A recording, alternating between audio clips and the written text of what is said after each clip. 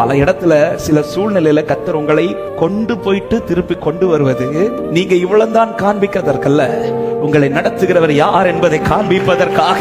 பவுலின் கையில் அந்த விஷப்பூச்சி கடிக்கிறதற்கு கர்த்தர் அனுமதித்தது, மெலித்தா தீவில் போகும்படி அனுமதித்தது கர்த்தர். ஆமென். பவுல் சொன்னதுனாலதான் அத்தனை பேரும் அந்த தீவுக்குள் வருகிறார்கள். எல்லாரும் விறகு எடுத்து போடும்போது அத்தனை விறகில் இல்லாத ஒரு விஷப்பூச்சி சரியா பவுல் எடுத்த விறகுல இருந்து, அந்த விறகுல இந்த விஷப்பூச்சி அப்படியே விழுந்து செத்திருக்க வேண்டியது, அது விழுந்து சாகாம சரியா பவுல் கையை கவ்வி அது தொங்கிட்டு இருந்துச்சான். எல்லா கண்களும் பார்த்து, ஆமா, சரியா பவுல் கையில கவ்வ விட்டு ஆண்டவர். இப்படி ஒரு சூழ்நிலை கர்த்தர் அனுமதித்த ரீசன் என்ன?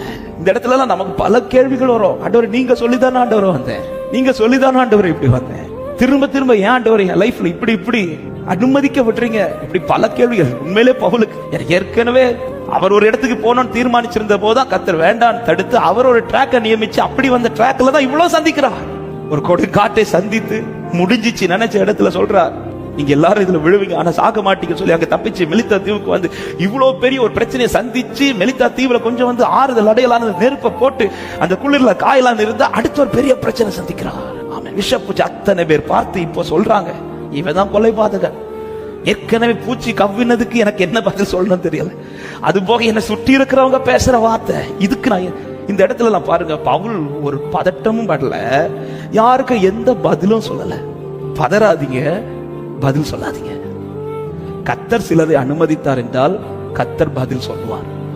என் லைஃப்ல அனுமதிக்கப்பட்ட காரியத்துக்கு பரலோகம் பதில் சொல்லும் என்று நம்புறவங்க மாத்திரம் கரத்தை உயர்த்தி சத்தமா ஆமென் சொல்லுங்க பார்க்கலாம். கொஞ்ச நேரத்துல பதில் வந்துச்சுல.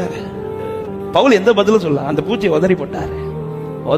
இப்ப அத்தனை பேரும் எவெல்லாம் அவரை குறித்து ஒரு அடையாளமா பேசின அத்தனை பேர் இப்ப வாய் சொல்லுது இவன் தேவனா இருப்பானோ. அப்ப ஏன் இங்க வந்து இதை கவ்வ விட்டார் என்றால், பவுலே நீ யார் என்பதை காண்பிப்பதற்கல்ல, உன்னோடு கூட இருக்கிறவர் யார் என்பதை.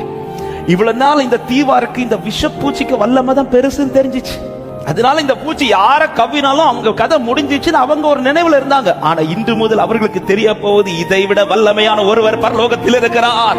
அவரால் செய்யக்கூடாத காரியம் ஒன்றுமில்லை, அவரால் மாற்ற முடியாத காரியம் ஒன்றுமில்லை.